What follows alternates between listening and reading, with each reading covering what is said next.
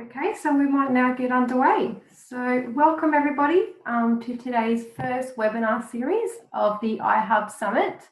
For those of you who don't already know me, my name is Marie Karekala, Errors Engagement and Program Coordinator. Just a little bit of housekeeping before we get underway. If you have any questions during the webinar, please use the Q&A function that's located just at the bottom of your screen, and we'll allow some time for Q&A with the presenters at the end of the formal presentation. I would now like to pass you over to AIRA's CEO, Tony Gleeson. Thank you, Tony. Thank you very much, Marie, and welcome everyone today. Not only am the CEO of AIRA, I'm also the chair of the iHub, or the Innovation Hub for Affordable Heating and Cooling Steering Committee. And it's great that we've got so many people joining us today. In this, before we begin with, like, it's always important to recognise where we're from and where we're attending today. And I'd like to recognise the traditional owners of the country on which we, throughout Australia, recognise their continuing connection to both the land, water and community. We pay our respects to their cultures, to their elders, both past, present and emerging.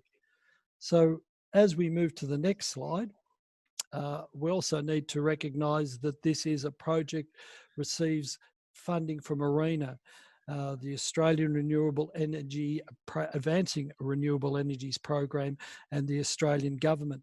These projects and all in the Innovation Hub is being funded through this grants, also through commitments through our stakeholders who have been made these projects, of which at the moment we have 16 active projects in place possible.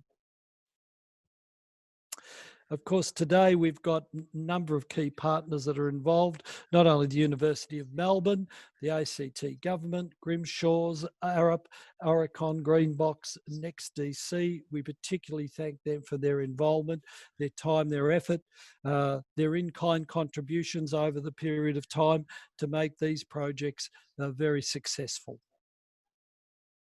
And of course, all the information that we're going to cover today, including the webinars, materials, including the lessons learned reports and so forth, can be found on our iHub website. It's ihub.org.au.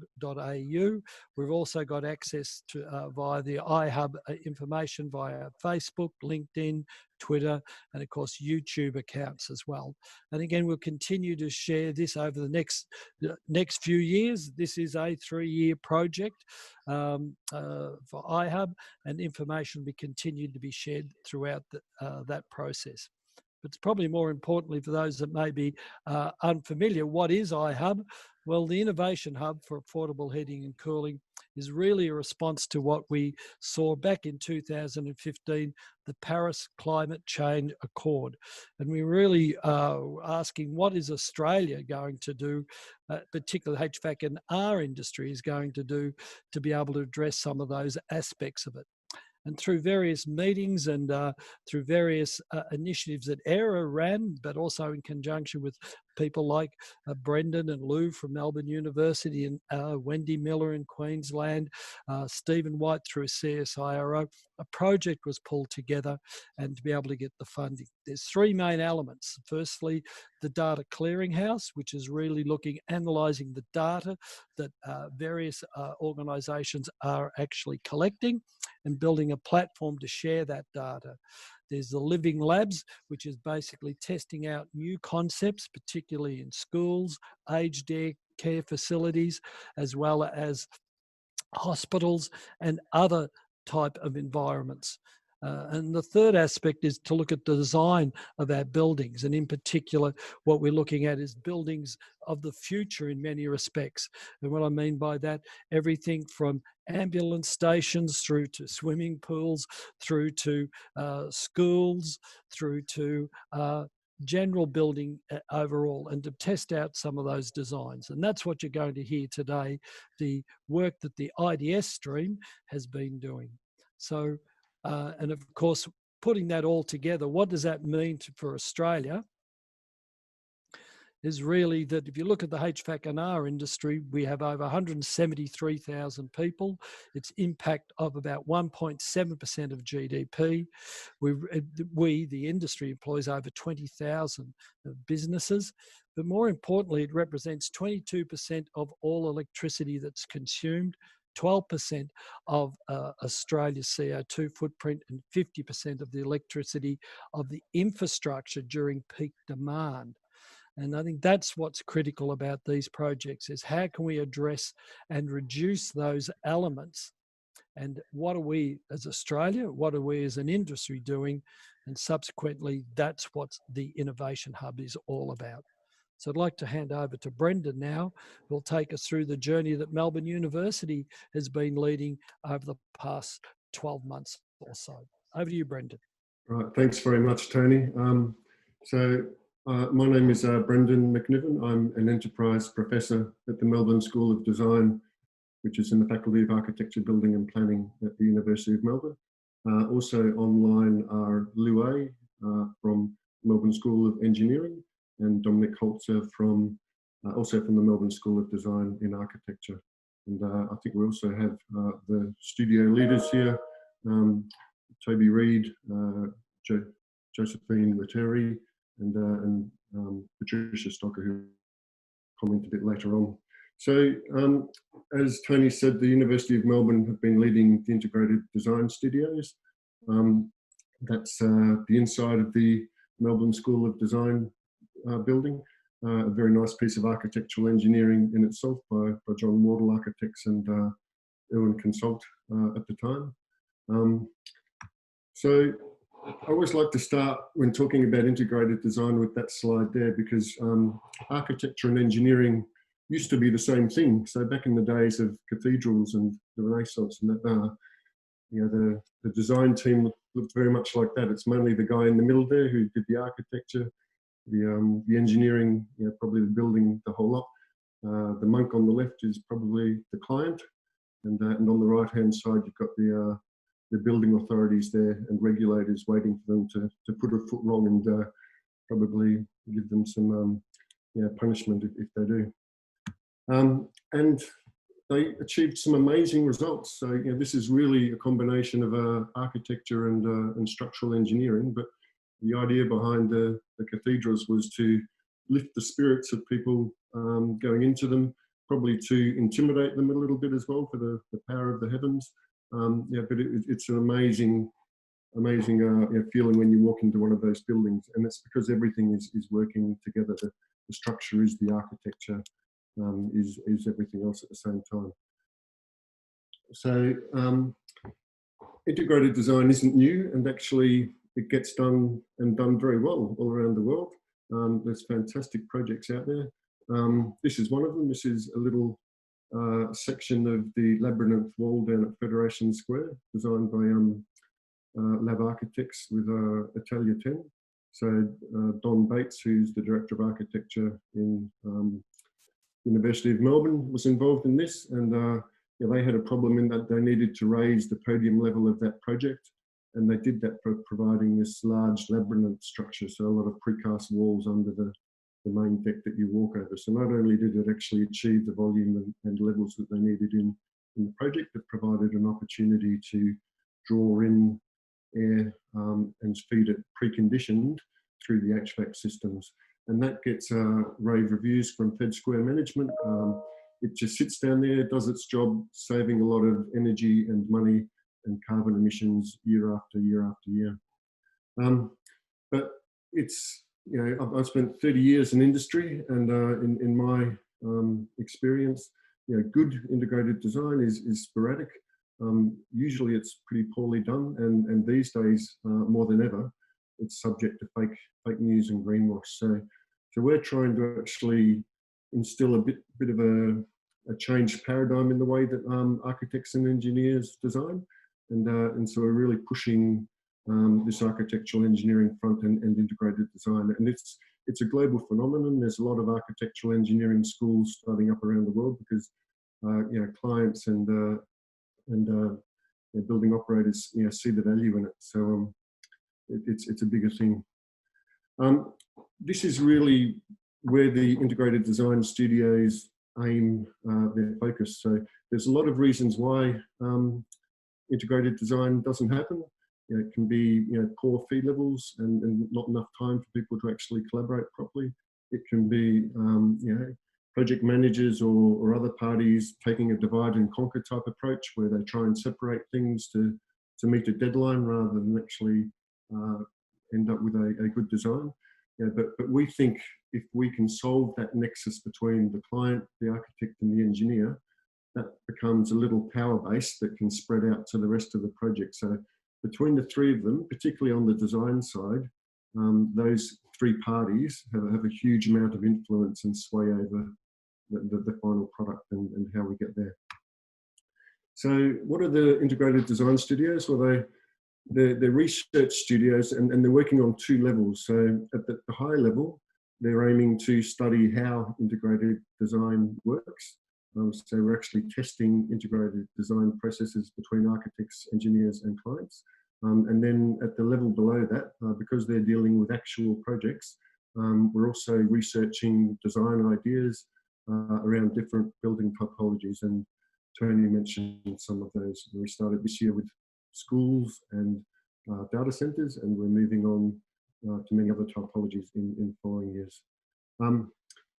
So essentially, they're modelled off what are the existing architectural studios at the University of Melbourne, but instead of the usual case, which is all about architecture and a fictitious project where master's students actually explore building designs, this is actually involving a lot of industry. So we bring in a client, consultant engineers and architects, and academics from architecture and engineering as well. And so those 16 students now work on as close to a real project as we can get, and they interact with consulting architects and engineers, and we study how that interaction happens, and on the way through they hopefully produce a whole lot of bright ideas as to how you might actually improve the designs to make them more integrated. Because it's funded by ARENA, and rightly so, there's a strong focus on renewable energy. And really, as much as it pains me to say, given that I'm a structural engineer, I think that the biggest gains that we have to reap from architectural engineering are actually in the building services and the sustainability side of design, just because there's so many more disciplines coming together, and we really need to get that sort in improving the technical performance of buildings to battle things like climate change and resource scarcity. And that bottom statement there is essentially the crux of what we're trying to achieve. We want technical performance in buildings to empower the architecture rather than compromise it. So it's very much a case of the sum being greater than the parts. Both the engineering and the architecture should be elevated and better as a result of good integrated design. This is an internal shot of one of the studios. My background as well, actually, if you can see my screen. So this is where it all comes together in the Melbourne School of Design, and we've tried to set them up so that people who are involved in them, everyone takes something away. So it's a win-win. So the clients get obvious wins because they've got a project they're thinking about, and they get some very bright minds to actually apply their thoughts to it and come up with ideas as to what it might look like or consist of. The students get a fantastic experience because they're getting to work on real projects alongside real industry people, and that's just a joy to watch. They lap it up, and the amount of effort and enthusiasm that they bring has been staggering. The consultants win because they're getting access to clients with projects, and importantly, they're getting access to clients and academics in an environment where there's like-minded people. And this has been a common theme. Both clients and consultants have said it's fantastic to come into these environments where everybody is speaking the same language and everyone believes the same fundamentals in design that they believe. It's an audience that they don't tend to get out in the real world, which is a little bit sad, I guess. But that's one of the things we're trying to change. And the university wins at the end as well, because they're doing more research, which is what universities do, and they're also improving engagement with industry and hopefully impact into changing industry for the better. So just to talk you through how they run on a timeline. So the first thing we did was to do a big literature review, and this was led by Lou, with Dominik supporting him. So we looked at all of the literature around integrated design and put together a best case process that we could test out in the studios. We've then run the studios, so that's what I was mentioning there. We've got our clients, academics, consultants and students all in the same room together, or virtual room in these days of COVID, you know, working on as close as possible to a real project and coming up with design ideas. And that's the point we're at the moment. We've just finished. The students submitted their work on Sunday night at midnight, which is a terrible deadline in my view, because it means people are working the whole weekend to actually get to it. But yeah, that's the way it works. The next stage, which we're just about to embark on, is 4 or 5 weeks of what we call feasibility vetting. So out of the design studios, there might be 8, 10, 12 ideas that we want to look at, and yeah, but it's a very fluid environment, and it happens very quickly. So some of those ideas are great, and some of them are probably not so great, or they might have looked good, but once you do some detailed numbers on them, they're not quite as good as you thought they were. So we hope through the feasibility vetting that we actually identify 1 or 2 or 3 really good ideas that could potentially make it into projects. And then the participants in that studio get first bite of the cherry in terms of using that IP. So those ideas they can actually bring into current projects or future projects that they have on the go. And then fairly quickly after that, we actually release all of those ideas and things out to the wider public for industry to hopefully pick up as well. So at the end of our 2.5, 3-year process, we hope we're going to have a compendium of design ideas crossing a lot of different building typologies on good integrated design with a focus on renewables and minimising energy use. There's lots of other benefits, and this is a little bit of a pitch slide in that if there's people out there who are interested in being involved in integrated studios, we're going to be doing a few of them over the next couple of years. So there's reputational benefits, obviously, through working with really good partners. There's access to the IP. Like I said, being in that environment with like-minded people has been proven to be a real plus. So you'll be developing a lot of relationships and ongoing relationships. Putting staff onto these projects is a really good thing for their motivation. So it's a great environment, sitting down, working with students in a safe atmosphere to actually design, and that's the next point. Working to develop your design skills and conceptual design, both in architecture and engineering. Everyone's learning a lot and having a good time on the way through. They're strong knowledge sharing environments. So whilst you're bringing knowledge to the table, hopefully you're taking away a lot of knowledge from other partners as well. There's exposure to the graduates that you're working with, so you get to see the quality of the graduates that are out there, and even talk to them if you're in the recruitment mode. And not to forget the main point, which is really to make the world a better place by improving industry and design overall.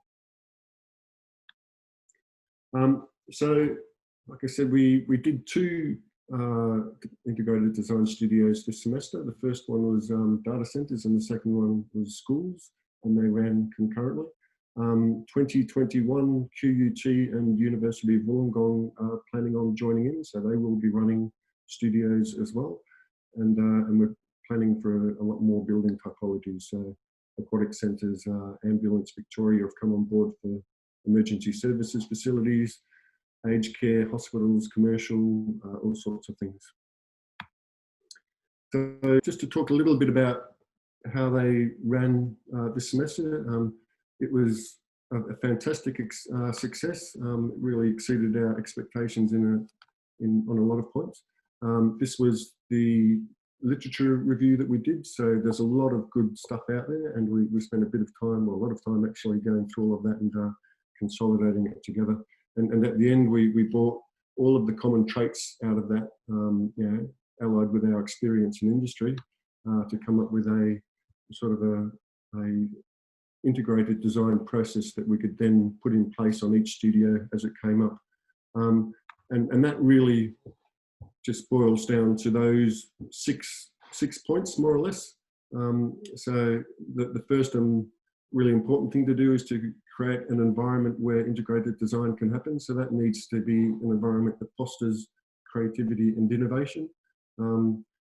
Top left there, you can see that was the startup workshop. So, you know, these workshops and studios are very open, fluid type atmospheres where everybody can actually contribute. A large part of creating that environment is actually making sure you give permission to people to actually be involved. In fact, you request that they be involved. And so you set the expectations. The second one there is removing barriers, and that's probably comes from industry a lot, in that it's important that you do things like co-locate at critical times, or even co-locate through the whole project. And the infrastructure industry does that very well on these, you know, the large station projects and those sorts of things, just because, you know, they see the value and the results from having so many disciplines are co-located and working together. Understanding goals is important, and this isn't about understanding architectural and engineering goals, it's about understanding client and community and society goals, so that the really big picture goals that are going to drive the design. As you get into the design, I can't stress this enough, designing elements of the building that perform more than one function at the same time is great. It does a couple of things. One, it means that if something is on that project, it's pulling its weight on 2 or 3 different fronts instead of, you know, its own. So it makes it usually very good value for money because it's doing so much at the same time.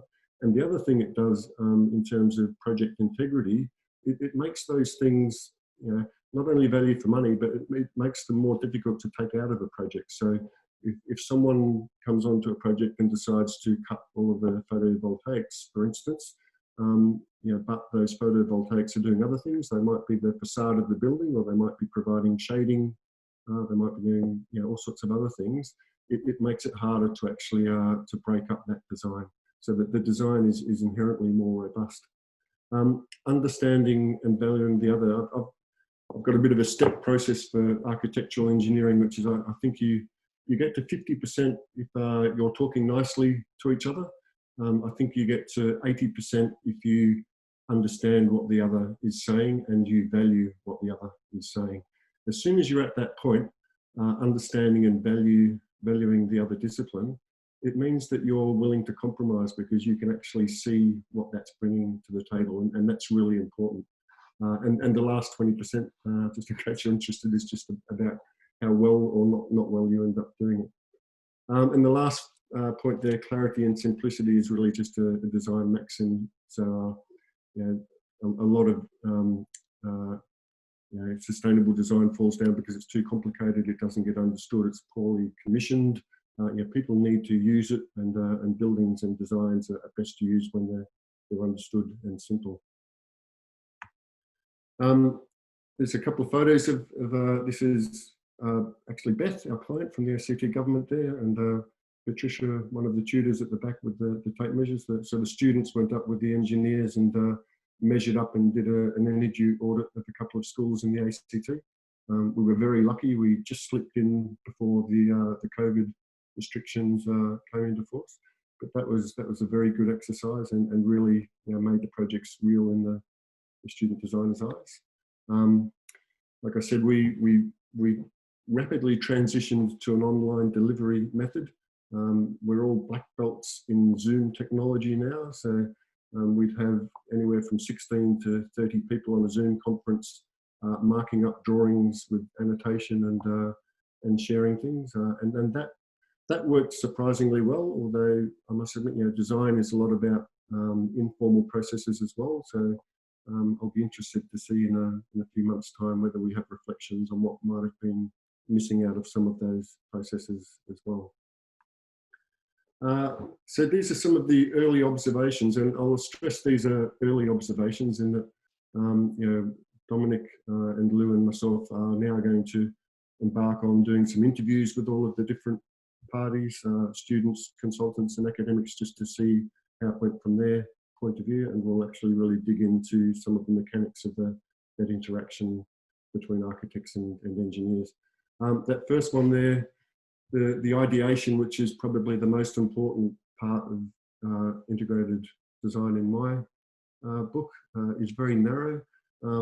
You know, it needs to be at a time when the project is advanced enough that you know what the challenges are, but not so advanced that there's ideas set in stone. So, you know, it's the right people, you know, in the right place together at the right time. And once that happens, it happens very quickly, and the ideas just blossom.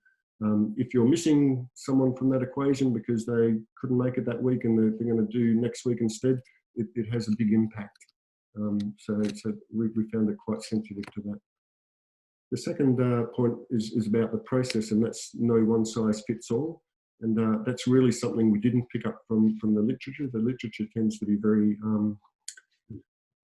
specific in what it tells you you should be doing. But what we found was when we went to apply these processes to the different projects, data centers and schools, they're very different projects and they had very different types of designers leading them. And so we actually were very flexible in the way that we applied them. And the process that ended up getting tested on each one of the studios was different because of that. Considering the extremes helps. So this was something that popped up from the data center studio where Toby asked the students to prepare two designs in the first couple of weeks. One was an extreme engineering design and one was an extreme architecture design. And what that did was to actually give some perspective to the students. So it set the goalposts, if you like.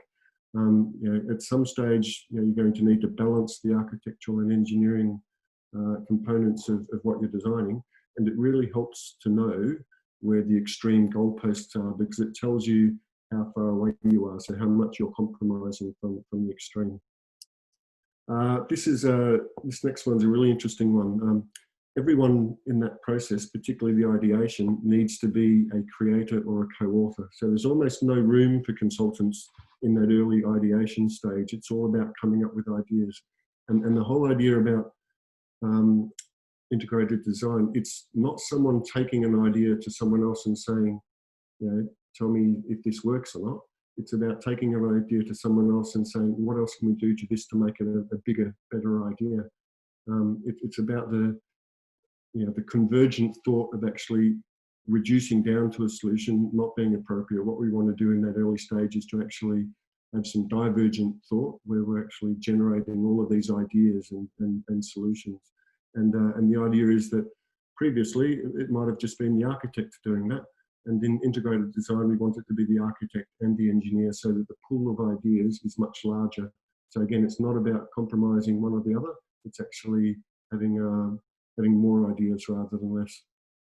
And the last one there is active curation. So this is something that well, I underestimated. I'm not sure about others, but having the studio leaders there helping curate the balance of design exploration between architecture and engineering was quite important. So both studios wandered off into the conceptual architectural territory, and both studios wandered off into the technical engineering studio area, and it was really important to have that person there seeing the forest and not the trees, so that they could actually bring it back and start to direct it back to a better balance on the way through. So I think that's something that probably should apply in industry as well. Okay, probably heard enough from me. I thought we'd show you some very early images, well, just a couple of images to give you a taste of each studio. So Lou, are you on the line? And first of all, I would like to thank our client, Next DC, and consultant Greenbox and Oricon, and our studio leader, Tony, and the student. And for the student, they did the most, thinking and doing. If you think about student participation and student contribution in this, is they got to spend 400 hours each, okay? And studio leader spent at least, 6 hours a week. I spend about 1 hour on average and observing what is happening there. And thank you very much for everybody. Next slide, please.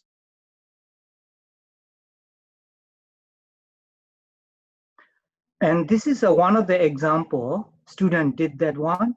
And this is a conceptual isometric showing the self-expanding idea about architecture in a series of cranes. And the gantry there, you will see that. And we'll be using prefabricated data center module. And then this is one of the idea there.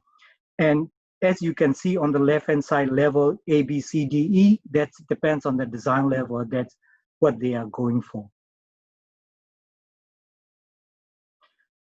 And students can also learn there, as we encourage them to do the looking at the energy flow and looking at the how do we identify those adjacency and what are the useful things in there. And then from there, you can see the complexity, what they've been go through, and you will see and a lot of, detail in there and a lot of thinking. And, this is a complex diagram. I'm not going to spend time on it.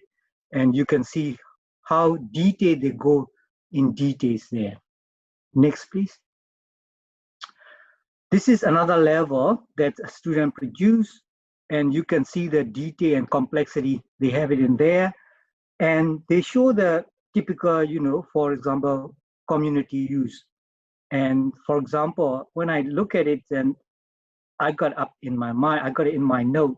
First, I go to the gym, number 12. And then I go to swimming pool, number 8. And after that, I go to number 16, reception, and make for appointment with Jeff, and then go and talk to him in cafe. And then after that, go back to retail center at number 4 and go back home. Yeah, that's what I come up in my mind. And I hope you enjoy the ideas Studio One. Yes.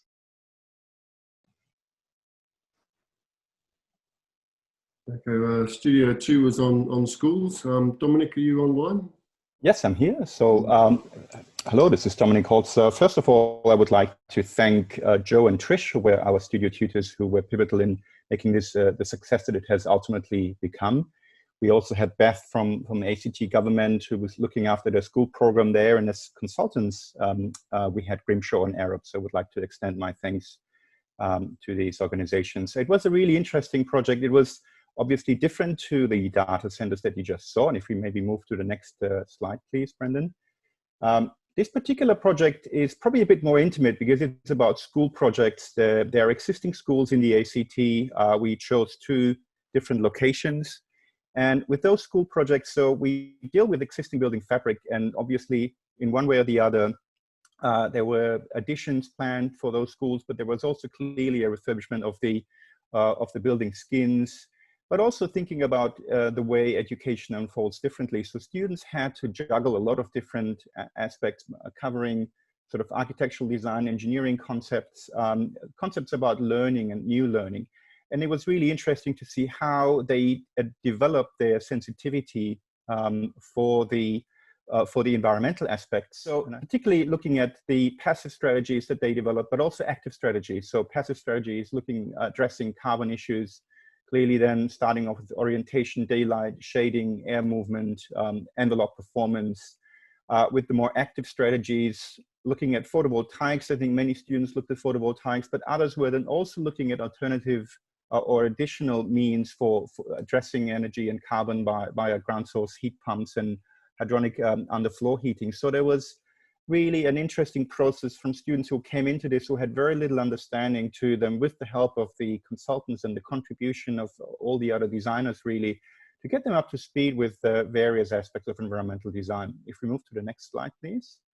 So they were, if you talk to architecture students, you would probably not really imagine that they are capable or even interested in the beginning of developing something like an energy master plan, to thinking about what it is in terms of carbon and in terms of how their design affects the environment. But I think given that this was a very specific precondition of this integrated design studio, it really opened up a new world for them, and the world that some of you might be quite familiar in terms of the energy consumption, energy generation, looking how this can be calculated and the site visit at the beginning of semester was really pivotal to pick up some data from the site, to then really work with that information throughout the semester. If we move to the next slide, please.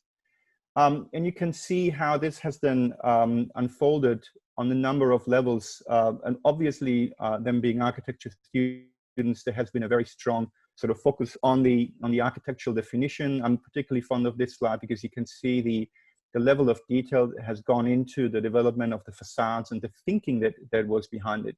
In the final crit that just happened 2-3 days ago, it was great to see how the student could really argue for every single decision that was made here, and not just for the building itself, but in many instances also looking at the outdoor areas and how some of the teaching spaces open up to natural environment, where we then have canopies. And here you, for instance, see that the kitchen garden with transparent photovoltaics on top, really then very much looking at a climate, as you would know with Canberra, that has to cater for very cold winters, but also hot summers. So it was great to see how students were able to address this and how the studio leaders were able to guide them towards this really refined solutions that they were able to offer. And I think the client was also quite happy with some of what came out. Maybe the final slide for the ACT schools, just again highlighting the diversity of approaches, highlighting how students were thinking about both the inside, the outside, the building envelope, different spaces and areas of coming together that reinforce sort of the kind of learning that the ACT government is after. Probably any school these days is after, that is a bit more open and flexible, and allowing that to unfold while still considering the key sort of environmental issues that come with that. And I think that's quite revolutionary. So I want to finish off here talking about the schools, hand back to Brendon, it is, I think, to just do a wrap up about and maybe Q&A as well. Thank you very much. Thank you, Dominik. Thank you, Lou. Hopefully we've got some of our tutors on the line. I think we're having a few issues getting them connected. Hence me having to try to balance the phone and computer screen. Sorry about that. So it would be good just to get a quick bite as to what their experience was like and what they thought. Joe, are you able to maybe share some of your thoughts? Yeah, where do I start? It's been a very heartening process to watch, with the students engaging, as Dominik's been saying, in such a integrated way, exploring both the engineering and architecture. I guess just to keep it really short and sweet, for me, what I observed was students were really hungry to understand the technical aspects and the building performance. So we kept trying to sort of steer them towards the architectural concepts, and they were really quite dedicated to their research around building performance. So for me, that was really interesting. And I think the observation I took from that was that, you know, as we face climate change, the way we design needs to also change. And I think at the education level, this studio for students has really well equipped them to actually start thinking differently in an integrated way. So that's been my big takeaway, really. I think most of the other things about the studio have been said, but that's been my personal takeaway. Okay, that's great. Toby back there. Toby, just join us. Can you hear me now? Yeah, we can hear you, Toby. Oh, good. Sorry, I couldn't. I'm doing it on the phone for the first time, so I had it on mute. Yeah.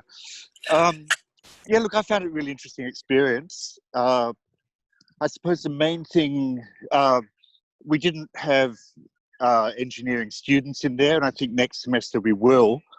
And that will help with the sort of two-way experimentation, I'd say. I think engineers and other sort of consultants are usually trained to be consultants rather than proactive.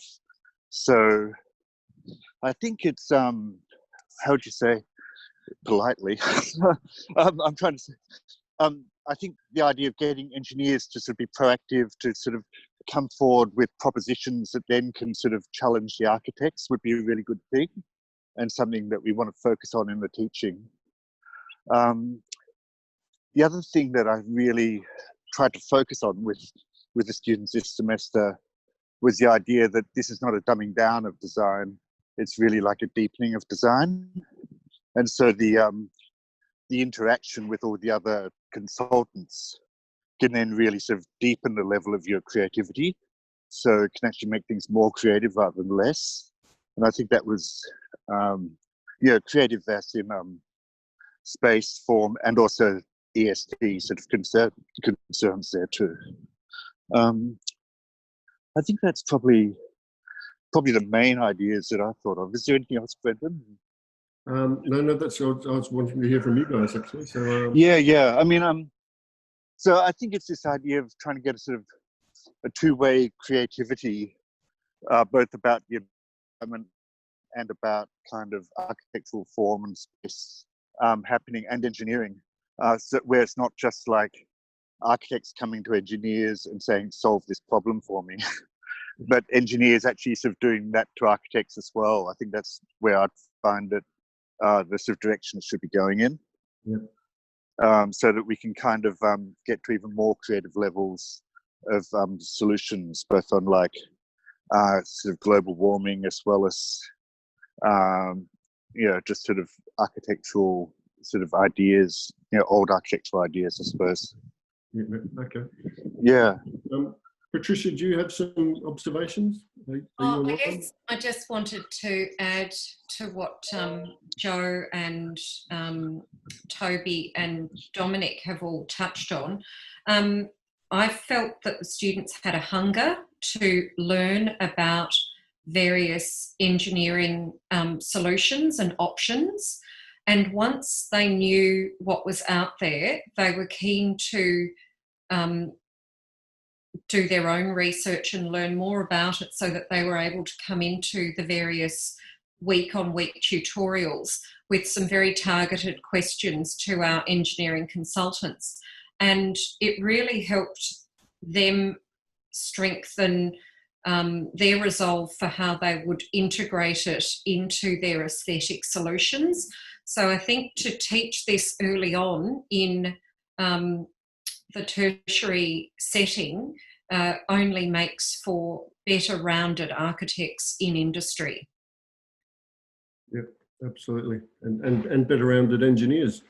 I think that they got an appreciation of the language that they needed to get their heads around in order to ask the right questions, and to be asking them early on in the process was incredibly useful. Okay. All right, that's great, guys. I should just add to Toby's comments. The intention was to have engineering students in there, but we got caught out with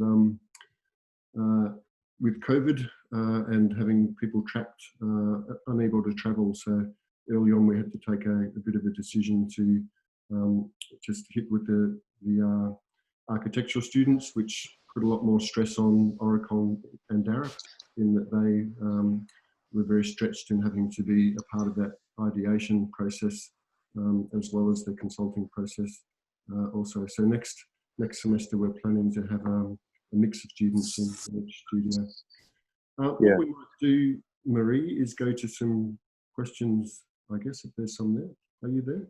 Yeah, sure. Thanks, Brendon. At the moment, we haven't had any questions come through. So if anybody has any questions for any of our presenters, please use the Q&A function. And we'll give it a few moments, Brendon, to see if anything comes through.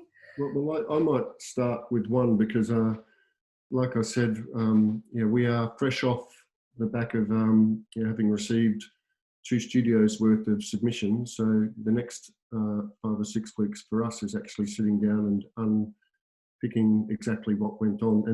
And one of the things I'm really interested in is that difference between thinking like a consultant and thinking like an author or a creator. And I'd be interested in if people around the virtual table have opinions on that, because it's okay to know what to do, but we are a product of the curriculums that they teach us prior to graduation, and I'm wondering whether the architectural curriculum teaches architects to be understanding and wanting to get good design authorship input from engineers, and vice versa. Does the engineering curriculum teach engineers to be creative, or does it teach them to be consultants, which is a very different thing? Brendon, Stefan got a question there, and it's in chat. Yeah, so Brendon, a question's just come in from Stephen, and the question is, how much design skill was put into these designs from the consultants, or was it like 100% student contributions? Well, it was the consultants were there to assist with all the technical side and also try to put in ideas. So we actually provided the students some seed ideas that they could work on. But in terms of actually developing those designs, 100% of that was really done by, or it was coordinated by the students. So you can't, in no design can you say it was done by one person, but the students were definitely in charge of that process. Great, thanks for that, Brendon. Look, nothing else has come through just yet. So just back to that question about whether our education prepares our graduate architects and engineers. Dominik, do you have any thoughts on that? I think it's a mixed bag. So of course, in this particular case, it was a joint effort. I really feel that one can say that. I mean, it's clear that the consultants very much at the beginning had an advantage, if you want to say, in terms of bringing new skills and knowledge to the table, to the point where we sometimes had to pull them back and say, well, as much as you're a consultant, we don't really want you to consult on this particular project. We want you to be a design partner. And I think this is still a learning process that we go through, again, for next semester and next iterations, is to go push hard for that ideal of co-creation. Because as a consultant, you automatically preconditioned, you have many years of experience, which is great. So you have a lot of knowledge, but you also preconditions for certain solutions that you know that work. And you sometimes misjudge the opportunity in an academic setting to go for something that's a bit unknown, where you might risk something. You can't allow yourself to risk something in practice, because if it doesn't work, you lose money and you might get sacked. But in a university setting, we have a bit more freedom. We can try things out. And that more open sort of dialogue and that more open conversation, I believe, has certainly, and because it's risk-free, has an opportunity for innovation and lead to new outcomes and unexpected outcomes. So in that sense, I think it's certainly a give and take in both directions. It's something that we might need to push a bit harder for the future iterations. I'm not sure if that answered exactly the question, but I hope I have covered.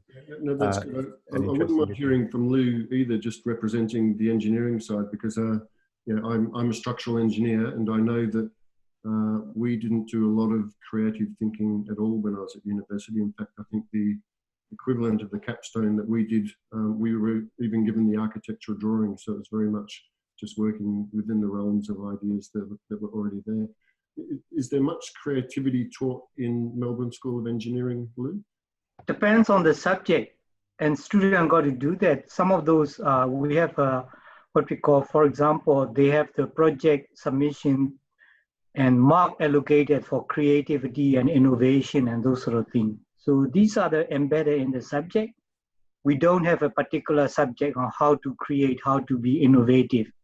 But these are part of curriculum, and it's a part of all the subjects there. Yeah, apart from fundamental subjects, for capstone subjects and research projects, those sort of things are there.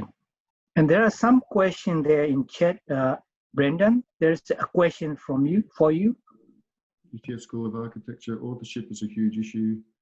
Both architects not willing to share, and engineers not willing to offer. Heartened by the experience of students learning that shared authorship benefits. How soon will you draw in the engineers to see they learn from the value of contributing? Well, yeah, we will be having those discussions with the consulting engineers that were a part of it. So I would class both Arup and Oricon.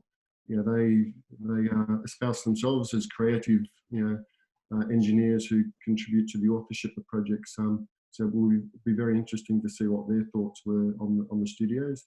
Like Dominik alluded to, it did take a bit of backwards and forwards, just reminding ourselves where we were going with it and how we should be thinking. So I think I'm really looking forward to next semester, where we will have engineering students in there as well. We'll make it a lot more complicated, but I think there'll be a lot of interesting observations that come from that.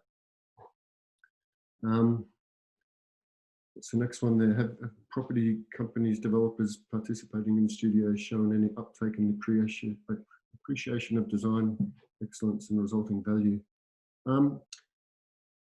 We haven't had the discussion so much with NextDC, but Beth and the ACT government have been really happy. So they've, in fact, they chose a couple of schools that didn't have particular growth forecasts about them, but as it has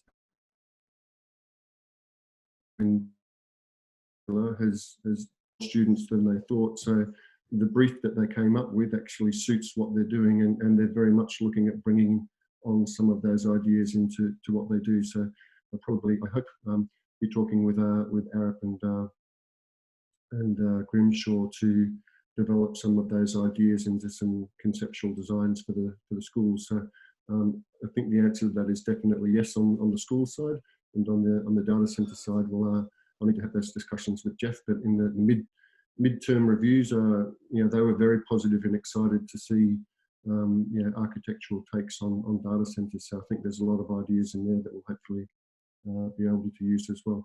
I think one of the biggest ones is the waste energy that comes from data centers, and just how sensible it is to be putting community swimming pools or things next to them. So I think there are other things to solve, is how we actually develop projects so that we make the most out of the basic nature of the project.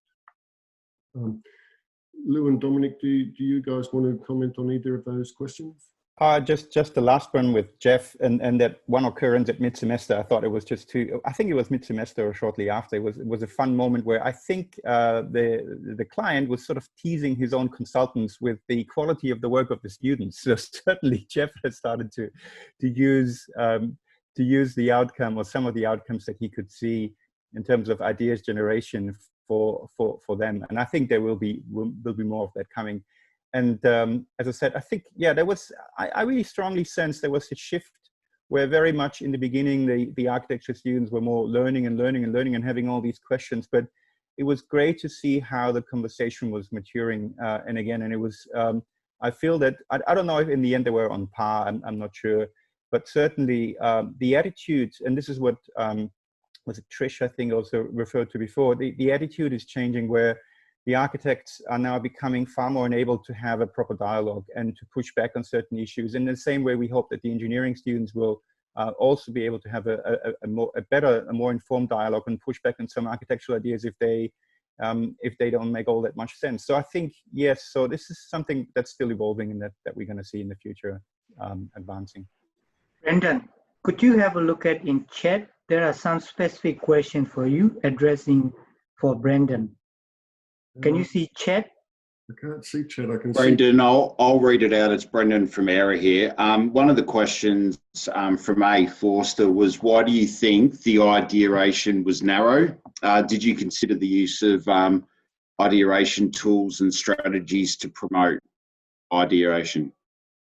I should clarify by what I mean by narrow. I mean narrow as in time narrow.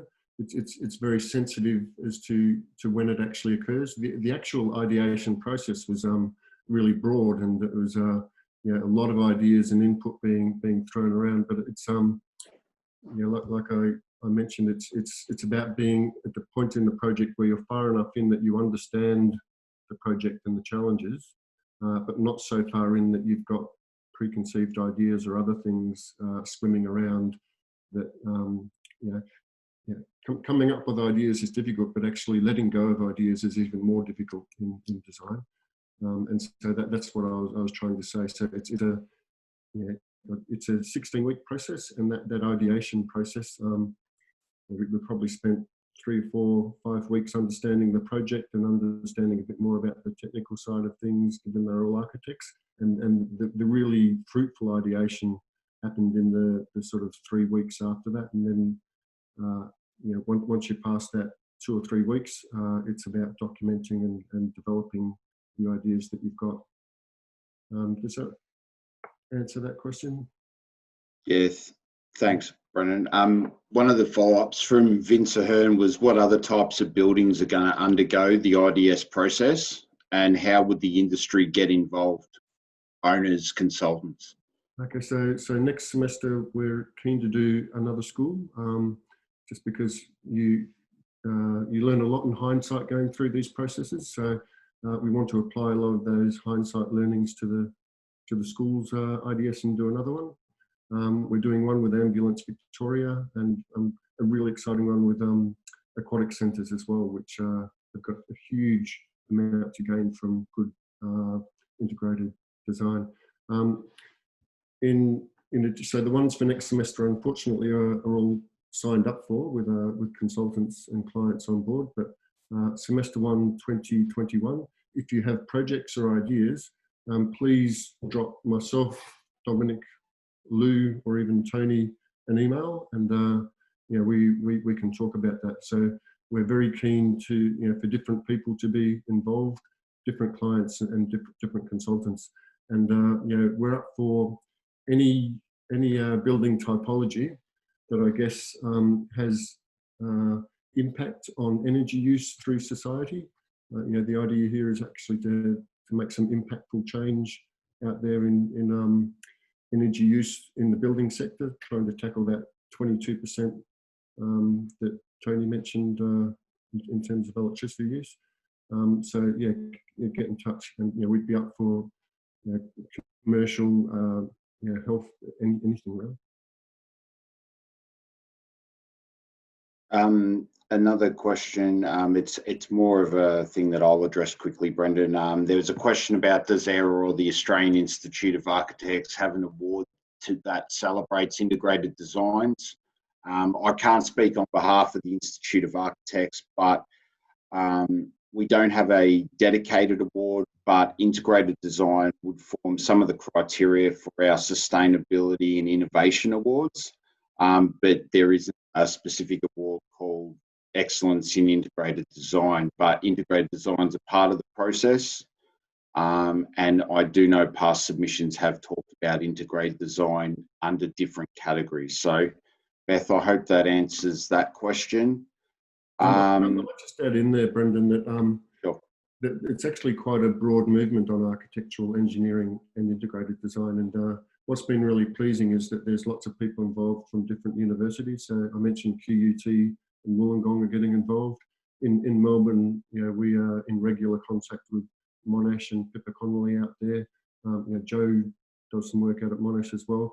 Swinburne have architectural engineering happening. So it's being done in a very collegiate atmosphere. So I'd really like to see an architectural engineering or integrated design body set up that does things like that, sets up awards for good design. There should be an award category in engineering and architecture around integrated design.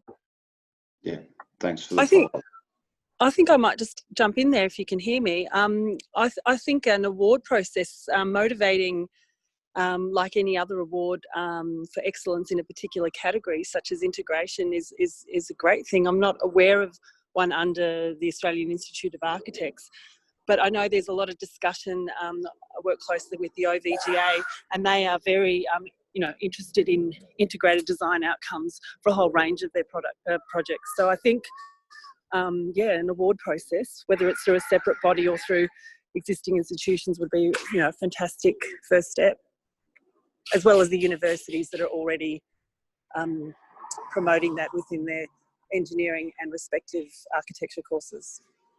Thanks. Thanks, Josephine.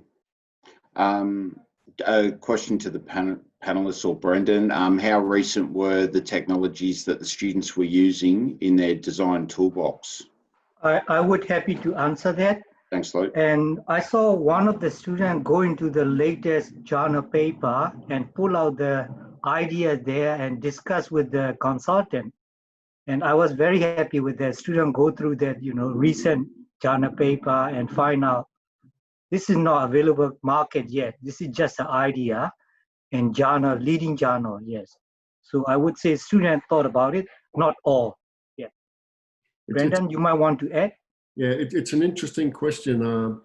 It's how far you allow the students to push design, and we were fairly flexible because what we're trying to do in these studios is it's not always about implementing something that's buildable tomorrow. It's about showing what's possible out there. So, Beth and Jeff, the two clients, we wanted them to look at stuff and see some ideas that were fantastic. I could actually put that out in a school tomorrow or in a data center tomorrow. But we wanted them all to say, there was one there that looked at the algae facades, fantastic technology, and could get used in lots of different interesting ways. Whether it's sort of at a commercialized sort of form yet, maybe not, but in the future, it could be. So we tried to encourage students to explore possibilities as well. So the answer to that is hopefully very cutting edge. There seems to be some, and they're not really questions, they're sort of comments from some of the audience, and it's around and also some things around I'd say the separation between the engineers and the architects and what has been a traditional model. And obviously some of the audience is applauding that this really brings the two disciplines together for that integration and open communication. They're just really trying to put the point across that the iHub IDS will hopefully help normalise this relationship and this communication between both architects and engineers. One of the follow-ups for that really, which is the question, was has language and comfort of the communication process come up as an issue in the design studios, or is that hard to answer now because we haven't had the engineering students involved? No, it shouldn't be hard to answer because we did have the consulting engineers there and the academic engineers there. So we had plenty of interaction between the disciplines to study. And look, I'm not quite so sure if it was the language, but it was definitely the tone and the way that people thought. And you can imagine, Jeff and NextDC got up in front of the students and on the opening workshop day and spent, better part of an hour and a half actually talking about all of the technical and hard specification requirements of a data center. Now, it doesn't get drier and more technical than the requirements around the data centers in terms of energy requirements and rack space requirements and all of this sort of thing. So, you could almost feel cut the air with a knife, if you like. Just people could feel how different this was to how they're normally used to thinking, and that trying to get people to think in different ways without them being intimidated or taking it the wrong way took quite a bit of work. Probably more in the data centers project than the schools project, because the schools project is it's about education and pedagogies and educating kids. There's lots of nice stuff in there as well as the technical stuff. It's Dominic. So I would actually like to comment on that, because that cultural context is extremely important in considerations. And when this research project was set up, we knew that sort of paving the way and providing a fertile ground that is not aggressive, that is not, how can I say, that is based on trust, really, establishing that trust, is an extremely important aspect. So having a startup workshop where both sides and pretty much anyone on the project, I wouldn't even say both sides, but we try to avoid actually the whole sort of, is it an architect, is it an engineer? For us, it's all designers. It's all about co-designing. It's about creating ideas together. And you don't easily get that in a professional context when you have tight deadlines and you're pushed from your own boss to deliver, and you can very easily build up these sort of professional mentoring aspects or attitudes. Now, we have the luxury that we're able to bring in people in a very specific, unified context to make it very clear that the problem that needs to be solved is in the foreground and not the professional alliance, if you want to call it that way. So you really, when you set up these projects, you have to really consider that, because it is a very realistic, I wouldn't call it threat, but it's just reality, if you want. So setting up the right tone, setting up the right culture, allowing others to really understand, and I think Brendon alluded to that before, and to listen where the others are coming from. You could argue that architects bubble and it's just hot air that comes out because they just spin around ideas, but there might be a reason why they don't want to come to a solution straight away. You might at the same time argue, well, you can understand why an engineer would like to get it to a solution for certain things, because otherwise you just go in circles. But then it's about the details of how you listen, how you come to an understanding to then, for both sides, put the best foot forward and really work on this jointly. And I think this is the beauty about integrated design. Yeah. Hey, I'm back. Sorry, my phone locked me out. But can you hear me now? Yeah, I can hear you. Yeah. Okay. Look, I agree with what Dominik just said, and I think there was never any question like of how do we communicate with each other or whatever. Like, it all was very smooth. What I did do quite often was have maybe every 2 weeks I'd have one class which was just me and the students, just to sort of go through issues which maybe weren't so engineering based, and just as a way of kind of maybe sort of more like town planning or sort of urban morphology type issues which didn't which would then come into the other discussions, but we need to focus more time on alone, I suppose. But I think it takes students so long to learn how to manipulate architectural form and space three-dimensionally with function and structure and ESD that we did kind of need those times alone occasionally, but not that often. I mean, generally it was just a very smooth process and quite casual. Yeah, thanks, Toby. Yeah. I finally found the chat button. I can see a question there from Joe about integrated design standard specifications. I'm just going to try and flick to, hopefully you can all see that slide there. That's just a bit of a composite of some of the sources that got put into the design process. So in terms of references to go and have a look at, that integrated project delivery guide from the American Institute of Architects provides good oversight on integrated design. I think it's got sort of a mandate for BIM in there, which I think is incredibly sensible as well. But that's a good place to start. Lou or Dominik, would you have other suggestions on documents that are good to go and look at? These are the best one I found, and I have spent about 30 hours finding those. So yeah, that was we did it in 3 months ago, and I don't think that's between 3 months nothing happened. So yeah. Yeah. Okay. It's really a question of how you approach it. If you approach it from a technical perspective, this is where some of the BIM documents would make sense. If you just discuss it from an industry perspective, this is where you get the documents by the AIA or other sort of industry bodies. You could look at it from a social perspective, and this is where you get research that happen on a social on a social research sort of level. So it's quite a multifaceted beast. I don't think there is a single recipe for that. It's a bit too early for us yet to, I mean, of course, once you will read our final report that we will deliver, of course, you will be fully aware of all the facets and aspects, but we're still a good 1.5 to 2 years away from that. So all I can say is stay posted, stay connected to this initiative, and you will find out we will find out everything that we are finding out. Yeah, that's a good point, Dominik. The iHub is all about getting information out there and sharing it. So, we've already had one tranche of deliverables, and those will become more and more refined as time goes on. So, log in and have a look at ihub.org.au from time to time. Yeah, Brendon, I am mindful of time. I just had one comment. Someone did mention that we should look at laundries, seeing they spend between 30 to 50K in gas bills.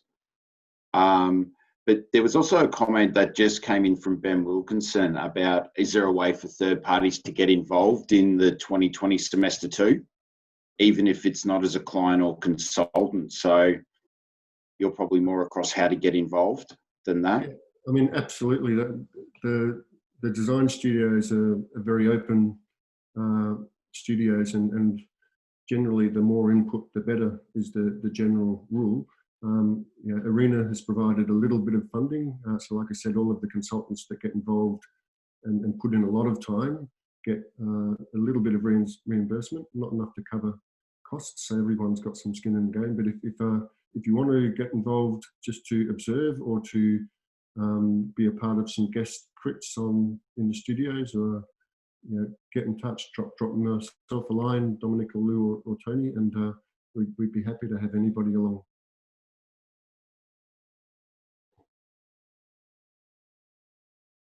I think that's about it, Brendon. I might get Marie to jump in and I'll get you to help just do the wind up and the thanking everyone. So Marie, are you there? Yeah, I'm here. Thanks for that, guys. So yeah, we might wrap things up there. So thank you everybody for participating today. And thank you to all our presenters as well for such a great presentation. As mentioned earlier on, this webinar is the first of the iHub webinar series. And we would love to see each of you at the following webinars as well. We have the Data Clearinghouse webinar on July 1, and we also have the Living Labs on July 8 as well. So for more information regarding iHub in general and to also register for those webinars, please visit www.ihub.org.au for that. So yeah, if that's all from me, guys. So thank you all, and we'll look forward to seeing you again soon. Thank you.